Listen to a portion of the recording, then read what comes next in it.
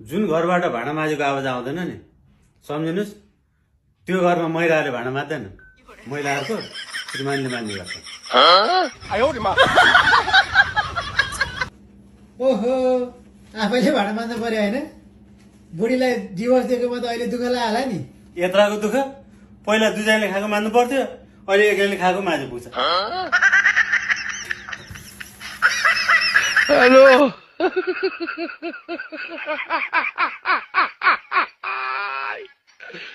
Hola, Carlos.